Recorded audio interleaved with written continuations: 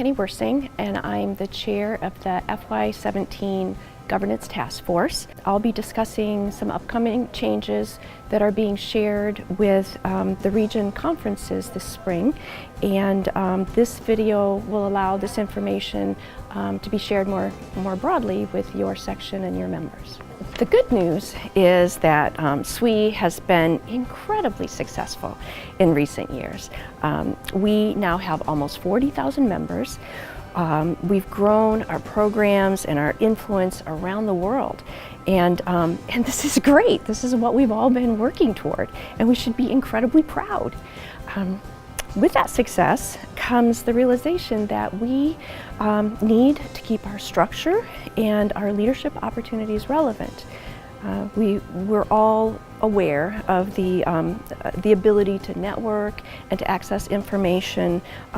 It's very different today than it was a few years ago, and many professional organizations are struggling to keep their members engaged. Many of us have also seen the challenges with having one person hold a leadership position for multiple years, or one person holding multiple leadership positions, or even leadership positions going empty.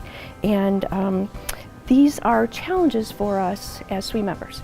So, like it or not, things are changing, and SWE needs to change as well.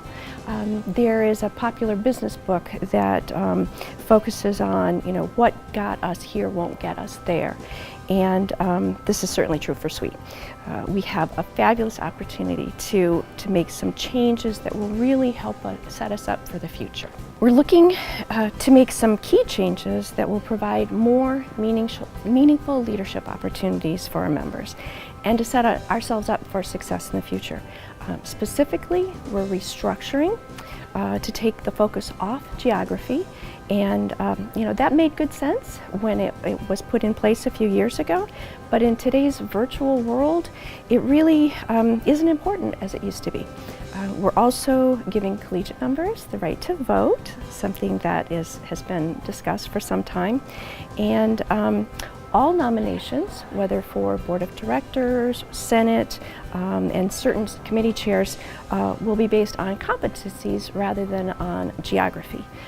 The goal is to have all of these changes in place by the end of FY18, June 18, the end of that fiscal year. This presentation will go into more detail on the changes, as well as addressing some of the issues and concerns that have been raised and how we will approach those. You may be aware that this process has been going on for some time.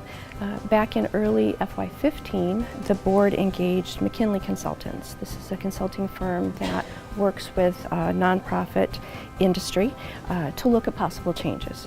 Now, McKinsey benchmarked with other organizations and conducted interviews with a number of SWE members with a variety of backgrounds. They interviewed people with board experience, with region experience, who had held various positions in committees, and with fellows.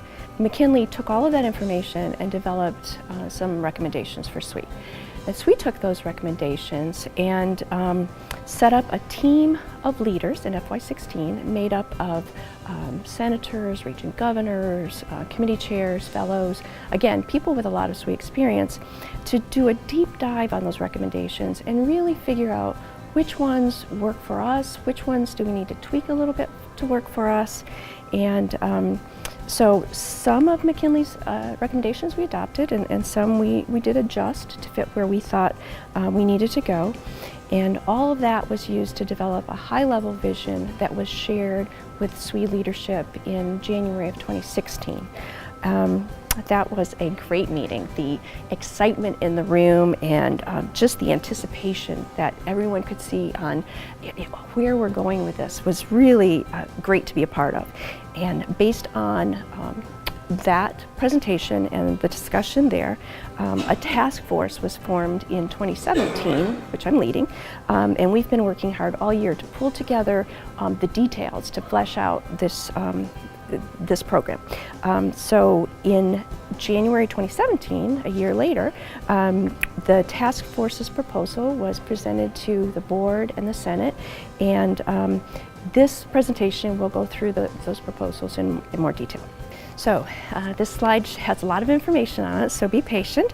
I'll go through it line by line. So currently there's a strategic planning committee and then there's a separate strategic initiatives committee as part of the Senate. And going forward, the plan is to have all of the strategic activities part of the Senate. This is really something that the Senate was designed to do initially. Also, there are currently the opportunity for 2/3 of the senators to drop off in any given year. It's very hard to do something strategic when you have 2/3 of the members coming in and having to come up to speed each year.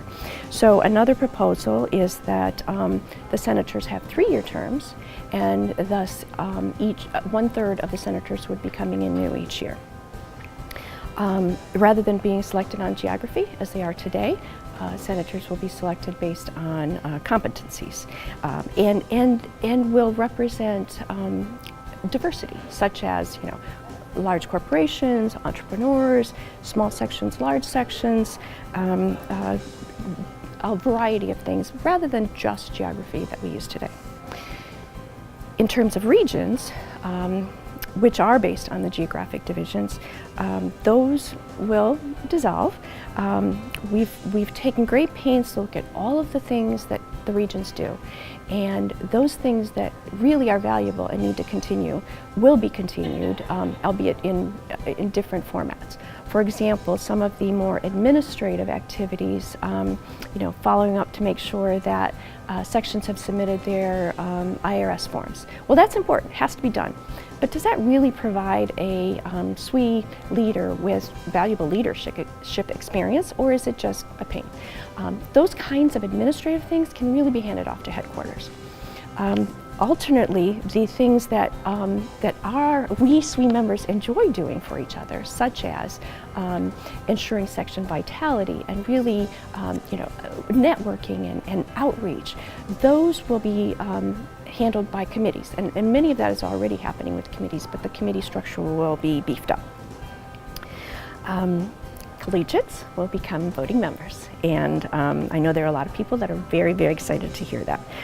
It's something that we've been discussing for some time, and it will really integrate collegiates throughout all of SWE. I'll talk more about section support in a minute, but basically there will be a version of today's Leadership Coaching Committee, or LCC, that will be restructured to provide that direct section support that the regions do today. And I say section support because it really is more than sections. It's also the members at large, or MALs, and it's also affiliates. So we're still working on the name, but the idea is that it will help our members at the local level and their vitality. Sections themselves should see minimal change. There will no longer be a need for a section rep because that position reports to the regions that won't exist. And then headquarters will be adding some staff. They already do a lot of support at the local level, but they acknowledge that there is some additional support that will be needed, and that is in the plan to do that. And then finally, the nominating committee will be responsible not only for slating the board of directors, but now also the Senate, and some key committee positions, some standing committee chairs. There was discussion about the fact that some of these committee chairs may have, we wanted to have a sense of checks and balances. So 5 standing committees, and these are audit, finance, nominating, ethics, and bylaws, will also be slated by the nominating committee. And the nominating committee is aware that they have some additional work that they need to do, and they are looking at how to incorporate that. So this next slide here is about this section support committee that I referred to. In developing these changes, there were several areas identified that absolutely have to be addressed in a very solid manner in order for this to be successful. And section support is one of those key areas. We heard loud and clear that this is one of the things that the regions tend to do very well, and it needs to continue. It's interesting to note that the task force looked at how that might occur, At about the same time that the professional excellence committees were looking at how they could better support the sections, because they recognized that was a challenge. And we both came up with about the same solution, even though we were going about it a little differently. And this is what you see on the slide. There will be one group of subject matter experts, or SMEs, and another group to serve as coaches. The idea is that the coaches would be assigned to 7 to 10 sections, and they would be responsible for proactively reaching out and helping the sections, maintain open communication and really focus on section vitality. The coaches would pull on the subject matter experts, on headquarters, on other committees as needed, depending on the issues that are identified. Some coaches will focus on collegiate sections, and other coaches will focus on professional sections. There's still a lot more work to be done on this, and Karen Roth, the Director of Professional Excellence, is working with her team to develop this. So look for more information on this in the coming weeks and months. One of the main reasons we're making these changes is to truly offer more meaningful leadership experiences. And we've heard from many people that they have a hard time envisioning what those leadership experiences might be, what that leadership pipeline might be without region leadership positions available. So we've developed a number of examples that outline some possible career paths, as well as the competencies that are needed to be successful and what competencies you might develop in those positions. There are a number of examples that we are providing. I would say similar to our careers at work, these pathways build on one another as we progress. They're not necessarily linear, and also similar to work, there's no one career pathway that really works for everyone. So we have provided some examples. Here's one that you see. It shows a combination of section and committee roles, as well as a short-term volunteer position. The slide shows a possible transition from collegiate to professional, but obviously you could start anywhere along the path here. And it's not necessary, as I said, to fill each position in succession, and it's quite possible to gain some of these experiences and competencies outside of SWE in your work or in other volunteer organizations. We're trying to look at a person's overall resume and not just their SWE resume. So you'll note that there are no region positions shown on this slide. For more examples, please go to the governance.swe.org website. And please, as I said, keep in mind that these are only examples, and numerous such career paths exist. Another area where the regions currently fill an important role is communication, and we need a solid plan for maintaining and improving the lines of communication as we go forward. As you know, there are multiple methods already in use: face-to-face, telephone meetings, electronic communication, like the email blasts and websites. In addition, as I mentioned, the coaches for the section support committee will be proactively reaching out and facilitating communication with the sections. And look for more information on that in the coming months.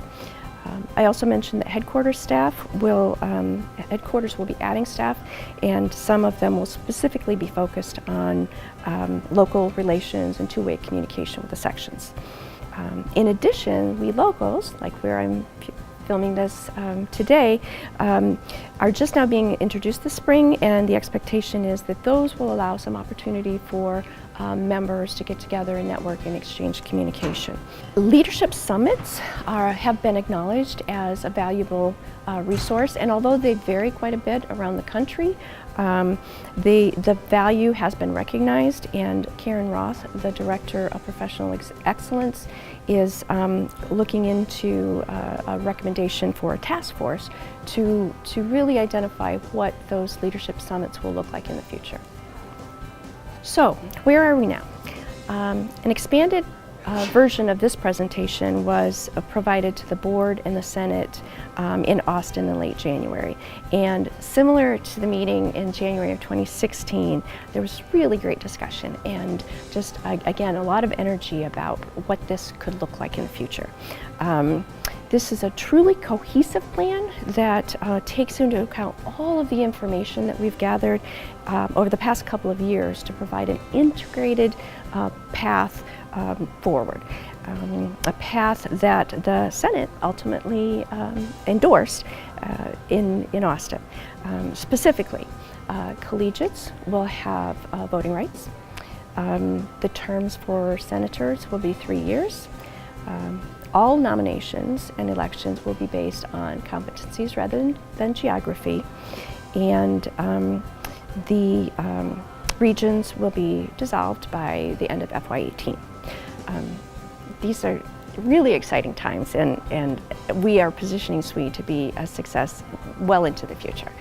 So the focus in the coming months is going to be very busy. The Senate's endorsement was key to allowing the task force to really focus on developing a detailed implementation plan in the next few months. For example, bylaws changes will need to be drafted and ready for the Senate to vote on at FY17. The Senate, over half of which will be new come July 1, really needs to focus on a solid transition so that when the new senators come in, they're very, very familiar with the situation and can come up to speed quickly and vote at FY17. Sections will be electing their last section representatives this fall, and regions will be electing their last region governors for a one-year term this year. So, and regions are also looking to address their financial assets. That's in process right now. The Director of Professional Excellence and her team will be looking at, they have a lot of work in front of them in the coming year to restructure what was the Leadership Coaching Committee, or what currently is LCC, and how that can better support sections going into the future. Of course, headquarters is well aware of the additional responsibilities they'll be taking on, and they are incorporating additional staffing into the 3-year budget that is being developed as we speak. The nominating committee is well aware of the additional responsibilities that they have coming their way as well, and they'll be updating their procedures to incorporate that.